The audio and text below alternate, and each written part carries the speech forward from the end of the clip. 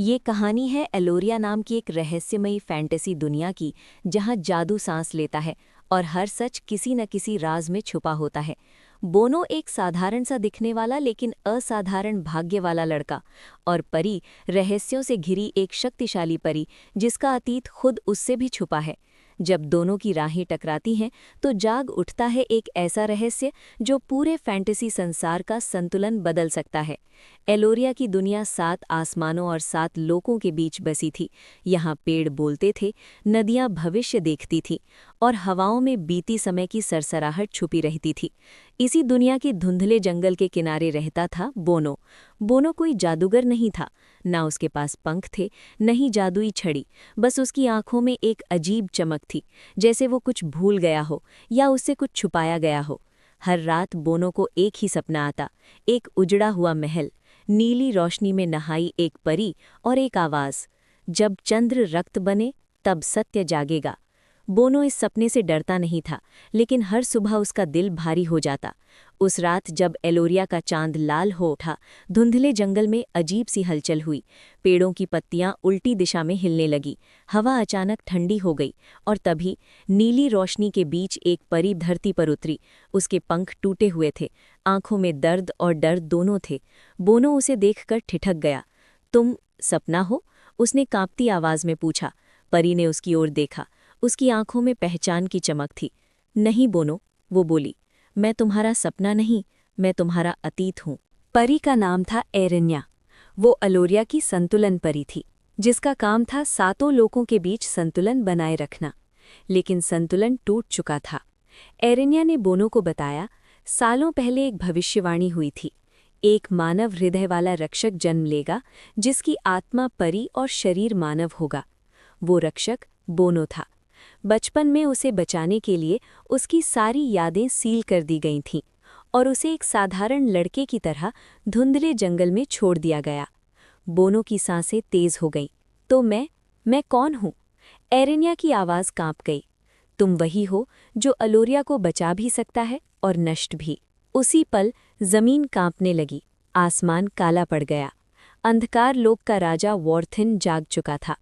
वॉर्थिन को बोनो की शक्ति चाहिए थी। अगर बोनो का डर जाग गया तो अंधकार लोक 7 लोकों को निगल सकता था।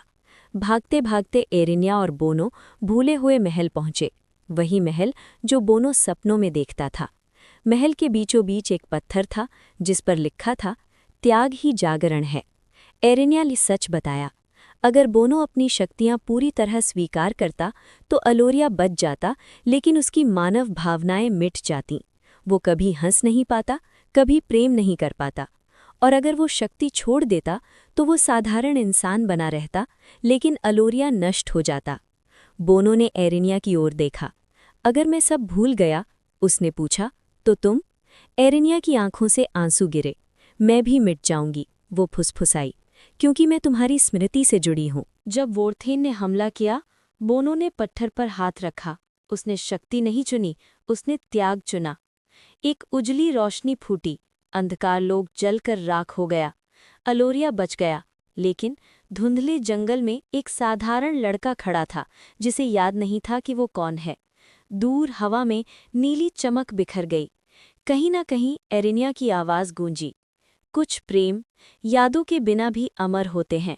और एलोरिया की दुनिया में एक नया रहस्य जन्म ले चुका था। एलोरिया बच चुका था, आसमान फिर से नीला था, नदियाँ फिर भविष्य देखने लगी थीं। लेकिन बोनो, वो अब भी उसी धुंधले जंगल में रहता था। एक साधारण लड़का जिसे अपने भीतर की आग का कोई आभास नहीं था।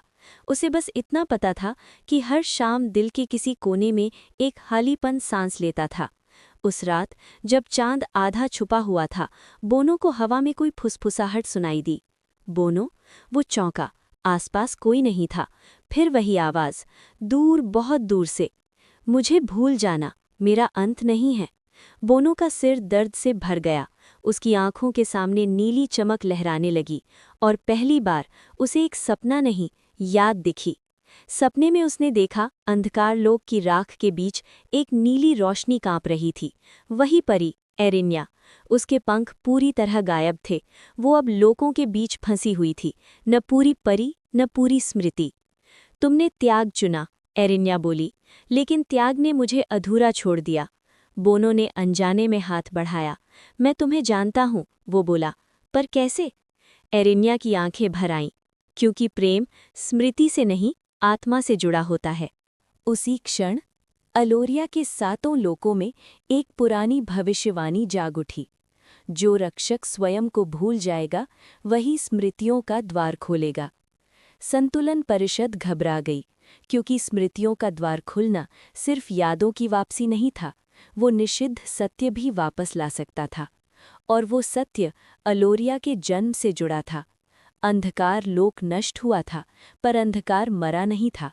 वॉर्थेन का एक अंश बोनो के भीतर रह गया था, डर के बीज के रूप में। हर बार जब बोनो उदास होता, जमीन काली पड़ने लगती। लोगों के रक्षक समझ गए, अगर बोनो की स्मृतियां लौटी और डर जाग गया, तो वो स्वयं अंधकार का द्वार बन सकता है। एरेनिया ने एक आखिरी सच बताया, बोनो, मैं केवल संतुलन परी नहीं थी। वो रुकी। मैं तुम्हारी आत्मा की रक्षक थी। जब बोनो पैदा हुआ, उसकी आत्मा अस्थिर थी, आधी मानव, आधी दिव्य। एरेन्या ने उसे स्थिर रखने के लिए अपनी अमरता का एक भाग बांध दिया। इसलिए वो धीमे बोली, अगर तुम पूरी तरह जागे तो मैं पूरी तरह मिट जाऊंगी। स्मृतियों का द्वार खुल रहा था। बोनो दो रास्तों के बीच खड़ा था। स्मृतियां अपनाए, एरेन्या को खो दे, लेकिन अलोरिया को सदा के लिए सुरक्षित कर दे।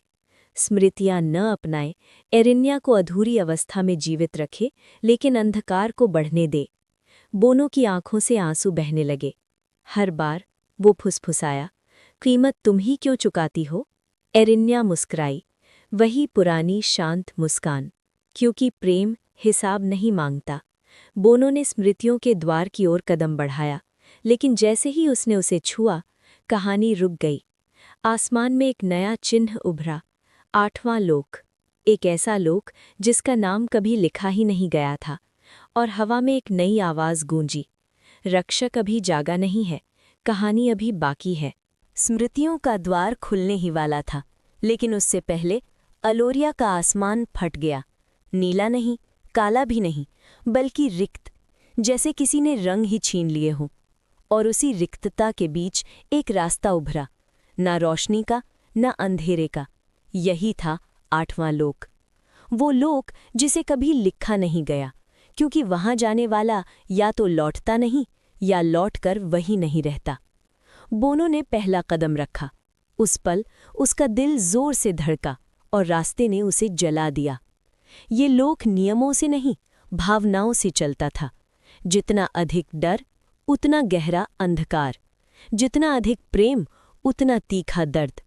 एरेन्या की अधूरी आकृति उसके पीछे कांप रही थी।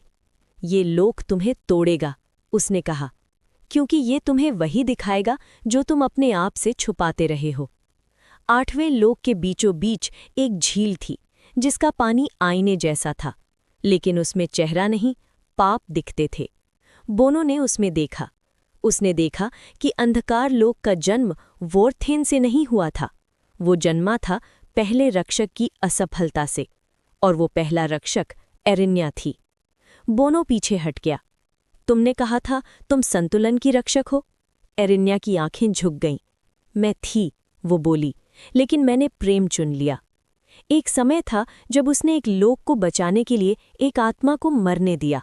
वही आत्मा अंधकार बन गई। वॉर्थेन उसी का नाम था। 8वें लोक ने दया नहीं की। उसने अगला सच उगला। बोनो का जन्म संतुलन के लिए नहीं हुआ था। वो जन्मा था एक भूल को सुधारने के लिए। अगर बोनो सफल होता, अलोरिया स्थिर रहता। अगर वो असफल होता, सभी लोग 8वें लोक में समा जाते, और तब कोई इतिहास नहीं रहता। एरेन्या फूट फूट कर रो पड़ी। मैंने तुम्हें इसलिए नहीं बचाया कि तुम महान बनो, उसने कहा। मैंने तुम्हें इसलिए बचाया क्योंकि मैं फिर किसी को मरने नहीं देना चाहती थी। 8वें लोक का नियम था, एक आत्मा का अंत, दूसरी आत्मा की शुरुआत। लोक ने अपना मूल्य मांगा, या तो एरेन्या पूरी तरह मिटे और बोनो पूर्ण रक्षक बने, या बोनो स्वयं को मिटा दे और एरेन्या को दोष के साथ जीवित रहने दे। कोई तीसरा रास्ता नहीं था। बोनो झील के किनारे बैठ गया। उसने पहली बार अपनी धड़कन को सुना। अगर मैं मिट गया, वो बोला, तो क्या लोग मुझे याद रखेंगे? एरेनिया ने सिर हिलाया। नहीं। और अगर तुम मिट गई? तब भी नहीं। बोनो हल्के से मुस्कुराया, एक उदास मुस्कान।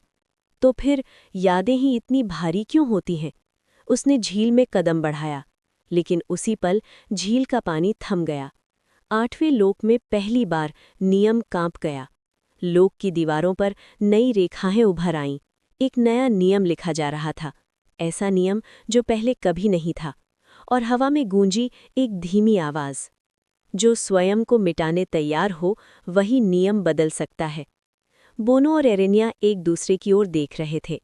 दोनों जानते थे, अब कहानी किसी भविष्यवाणी से नहीं चलेगी, अब कहानी चलेगी एक असंभव चुनाव से।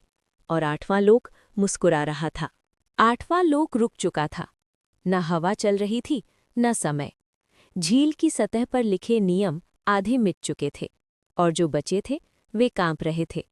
ये पहली बार था जब किसी लोक को समझ नहीं आ रहा था कि उसे क्या करना चाहिए।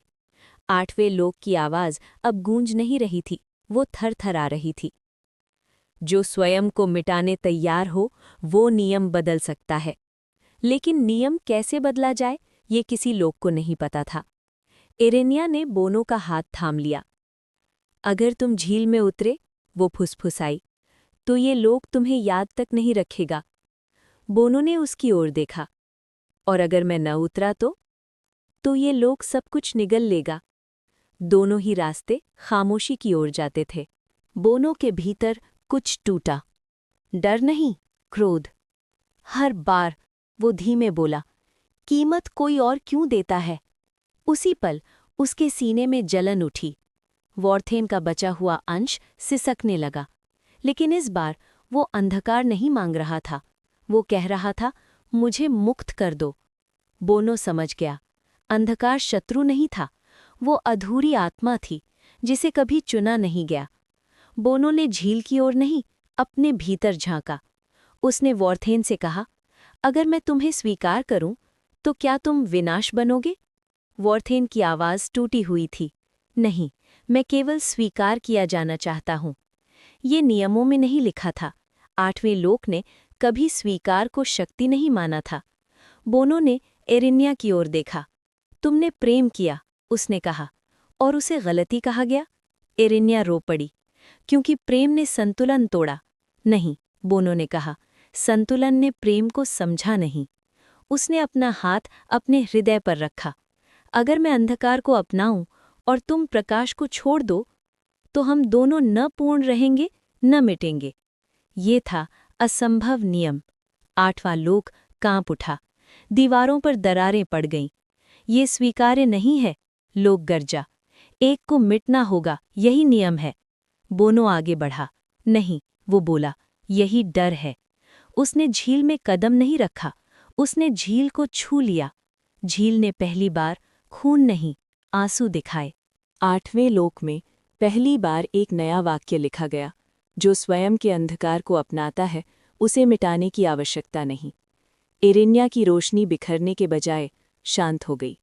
वॉर्थेन का अंश बोनो में समा गया, विनाश बनकर नहीं, स्मृति बनकर। लोक चीख उठा, क्योंकि ये नियम उसके अस्तित्व को बदल रहा था। 8वां लोक धीरे धीरे पिघलने लगा। वो नष्ट नहीं हो रहा था, वो रूप बदल रहा था। एक ऐसा लोक जहां गलती सजा नहीं थी, जहां अंधकार शत्रु नहीं था। और जैसे ही लोक बदला, बोनो की यादें एक एक कर वापस आने लगीं। लेकिन इस बार दर्द के साथ नहीं, समझ के साथ। एरेनिया ने उसकी ओर देखा। अब तुम क्या हो? उसने पूछा। बोनो ने आसमान की ओर देखा, जो अब ना अंधेरा था न उजला। मैं रक्षक नहीं हूं, वो बोला, मैं साक्षी हूं। 8वें लोक की आखिरी फुसफुसाहट हवा में घुल गई।